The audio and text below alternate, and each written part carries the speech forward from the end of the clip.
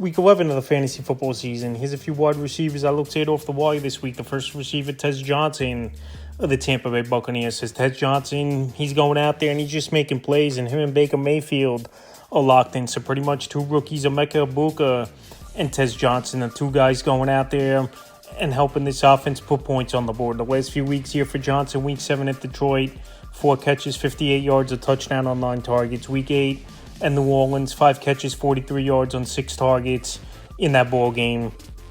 Then the bye in Week 9, and then Week 10 versus New England in that one, 4 catches, 42 yards, and 2 touchdowns. So Tez Johnson, speed wide receiver, pretty good route runner. As that number 2 option behind Emeka Egbuka, he's going to get the single coverage, and he's making plays. And Chris Godwin's still not 100%, so he's not going to come back for another few weeks. It looks like he's Chris Godwin, and even if he does come back next week, he's not going to be 100%. And Mike Evans possibly out the remainder of the regular season with the broken collarbone. So with all those factors and Johnson going out there making plays, he's available right now in 68% of fantasy leagues. Next receiver, Alec Pierce of the Indianapolis Colts. I know this Colt team, they're going on by this week, but Alec Pierce, he's been a good wide receiver now for the majority of the season, and he's out there in 58% of fantasy leagues. Week 7 at the Chargers, 5 catches, 98 yards, 10 targets. Week 8 versus Tennessee, 2 catches, 69 yards, 5 targets. Week 9 at Pittsburgh, 6 catches, 115 yards, 13 targets. And Week 10 versus Atlanta in that ball game, he had a good one, 4 catches, 84 yards, and found the end zone. So he's going out there, he's making plays, Alec Pierce. He's not just a deep ball threat like he was for many seasons with this Indianapolis Colts team. He's a good route runner. Definitely ahead of Josh Downs in the pecking order, and he's even outplayed Michael Pittman at times this season. So with all those factors, and he's been a big play wide receiver with Daniel Jones this season, is Alec Pierce. Even going into a bye, he's definitely a receiver I would add this week. The next receiver, Parker Washington of the Jacksonville Jaguars. So Parker Washington, he's been solid over the last few weeks here.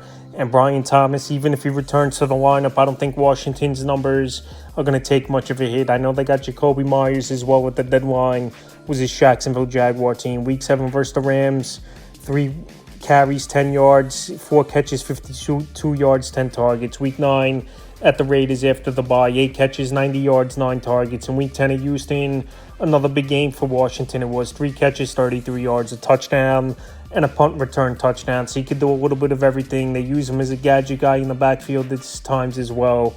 And like I said, even if Brian Thomas comes back, they're not going to totally just take him out of this offense. He's one of their better playmakers this season, is Washington, and still surprisingly out there in 59% of fantasy leagues. Next receiver, Jaden Higgins, the Houston Texans. So over the last couple weeks here, Higgins has emerged, and Davis Mills really got this offense going. I know they had no choice but to throw the football, where they were down majority of the game with 3 touchdowns in Week 10. But like I said, we've seen flashes now from Higgins 2 out of 3 weeks, double-digit fantasy points. And there's not really a good number 2 option in that receiving room. Christian Kirk hasn't done much this season. Xavier Hutchinson has had a couple games here and there, but Jaden Higgins, they were hoping getting him in the second round was his Texan team, that he could go out there and make plays, and he's starting to do that now for Houston. Week 8 versus the Niners, 4 catches, 34 yards, a touchdown. Week 9, tough matchup versus Denver, only a catch, 4 yards. And Week 10 versus Jaguars, 5 catches, 42 yards, a touchdown. So Week 11, a good matchup on paper. The Tennessee Titans give up the 10th most fantasy points to wide receivers on the season. And like I said, Jaden Higgins, it just takes time for rookies to get things going. And now in the second half of the season, it looks like he's getting it going a little. So we'll see if Stroud returns. But like I said, Davis Mills, I thought, ran this offense pretty well.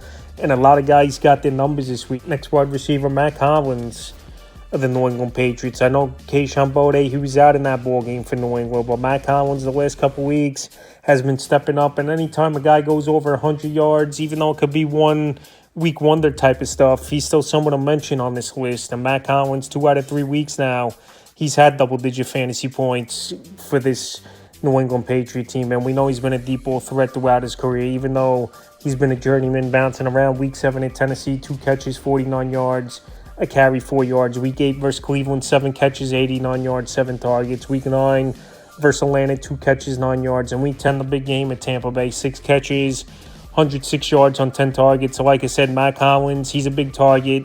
Guy could have get a jump ball, burn a secondary. And Drake May's the type of quarterback where he's going to spread it out with a good IQ, and he goes through his reads quickly in this offense. So with all those factors, I like what Matt Collins has been doing over the last couple of weeks. And I know he's more of a deeper league head out there, 99% of fantasy leagues. But like I said, anytime a guy goes over 100 yards and also as well, he's in an offense where it spreads out, he's going to have some decent games. And the final receiver, Jalen Naylor of the Minnesota Vikings. So obviously Naylor, he'll be that fourth or fifth option in this offense. But we've seen some flashes from him a little bit last season and this season as well. But this obviously was the best game easily on the year for Naylor. 5 catches, 124 yards, and a touchdown in Week 10 versus Baltimore. So Week 11, a good matchup versus the Bears. They give up the third most fantasy points to wide receivers on the season. And like I said, we've seen some things from Naylor last season, and a couple games early in the year we had okay outings was Naylor. But like I said, he's probably not going to amount to much. But anytime a guy comes off